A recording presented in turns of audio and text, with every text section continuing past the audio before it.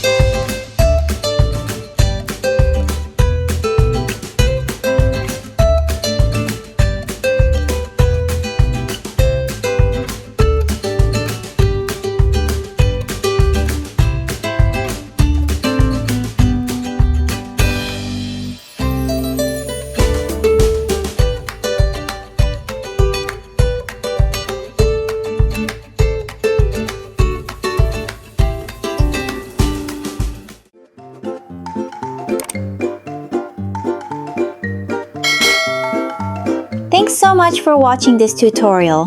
If you enjoyed it, please like, share, and subscribe to Cute Thing Corner for more kawaii drawings.